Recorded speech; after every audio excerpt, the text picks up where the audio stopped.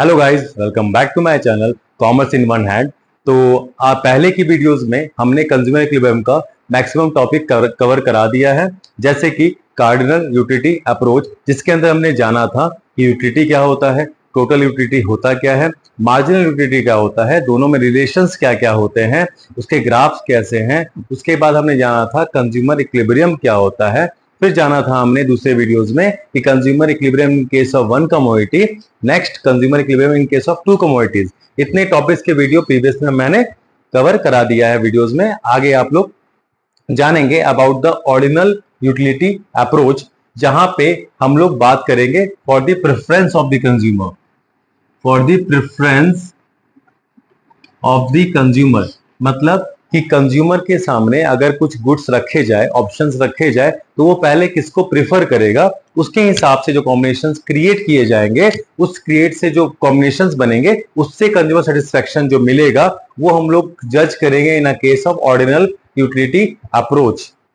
Okay, तो इसमें हम लोग ऑर्डिनल यूटिलिटी अप्रोच के अंदर दो मेजरमेंट है, जिससे हम लोग यूजफुल मेजरमेंट है, जिससे हम लोग पता लगा सकते हैं कि कंज्यूमर सेटिस्फेक्शन कब होगा, with the help of IC curve and a budget line।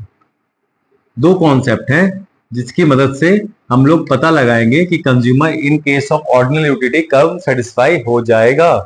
Next क्या है, हम लोग जानेंगे धीरे धीरे about the IC curve and a budget line. तो फर्स्टली आते हैं हम लोग IC curve, it means indifference curve. होता क्या है, तो इंडिफरेंस कर्व क्या होता है, वो एक ग्राफिकल रिप्रेजेंटेशन है, कॉम्बिनेशन ऑफ टू गुड्स, जहां पे कोई भी व्यक्ति कंज्यूम कर रहा है कोई दो गुड्स को, ठीक है, तो उससे सेटिस्फेक्शन कब उसको मिल रहा है, उसका जो कॉम्बिनेशंस बन के सामने आता है, जब उसी को हम लोग ग्राफ में प्रेजेंट कर देते हैं तो वो एक कर्व के रूप में बन जाता है, जो कि इंडिफरेंस कर्व कहलाता है। देखते हैं with the help of schedule diagram, इसका डायग्राम बनाएंगे हम लोग। तो इंडिफरेंस कर्व कैसा होता है, इसके कॉम्बिनेशंस रहते हैं, किसके दो गुड्स के, कोई भी दो गुड्स हो सकता है। एप्पल यहाँ बनाना लिया गया है, तो अगर एक एप्पल कंज्यूम करता है और 15 बनाना कंज्यूम करता है तब भी सेटिस्फाइड है वो। अगर वो 2 एप्पल कंज्यूम करता है और 10 बनाना कंज्यूम करता है तब भी वो सेटिस्फाइड है, इट मींस उसका पेट भर जा रहा है। अगर वो 3 एप्पल कंज्यूम कर रहा है और 6 बनाना कंज्यूम कर रहा है तब भी उसका पेट भर जा रहा है, इट मींस ऑल कॉम्बिनेशंस में वो फुली सेटिस्फाइड है। तो इसमें हम लोग ये देख रहे हैं कि अगर एक कमोडिटी को बढ़ाया जा रहा है, बढ़ रहा है, तो ये कमोडिटी को घटाया जा रहा है, तभी वो मैच कर रहा है ना। अगर दोनों ही साथ साथ बढ़ेंगे तो उसके ओवर हो जाएगा, उससे वो उतना कंज्यूम कर ही नहीं पाएगा, सेटिस्फाइड हो भी नहीं पाएगा, ठीक है। तो यहाँ पे जो कॉम्बिनेशंस बन के बाहर आ रही हैं, इसको जो हम लोग ग्राफ में प्रेजेंट करेंगे, फिर जो आपका ग्राफ निकल के सामने आएगा वही कहलाएगा IC कर्व। तो आइए इसको बनाते हैं। जैसे कि अगर एप्पल 1 है तो बनाना कितना है, 15, तो बनाना 15। अगर एप्पल 2 है तो ये कितना है, 10, तो 2 में हो गया 10। 3 एप्पल्स है तो 6, 3 एप्पल है तो 6। 4 एप्पल है तो 3, 4 एप्पल है तो 3, और 5 एप्पल है तो 1, 5 एप्पल है तो 1। तो ये कुछ इस तरह से आएगा,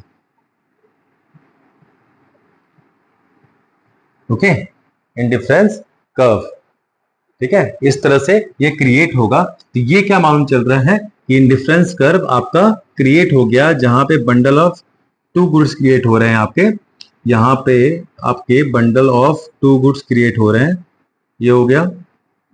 नेक्स्ट क्या है, 3 वाले में आपका हो गया 6, नेक्स्ट क्या हो गया 3 और फिर 1, ओके। तो इस केस में आपका इंडिफरेंस कर्व बन के रेडी हो गया। अब हम लोग क्या जानेंगे इसमें कि इंडिफरेंस मैप क्या होता है। जब वेरियस इंडिफरेंस कर्व एक ही ग्राफ में क्रिएट होंगे, जब वेरियस इंडिफरेंस कर्व एक ही मैप में क्रिएट होंगे, एक ही ग्राफ में क्रिएट होगा, तो वो क्या कहलाएगा, इंडिफरेंस मैप। क्या कहलाएगा, इंडिफरेंस मैप।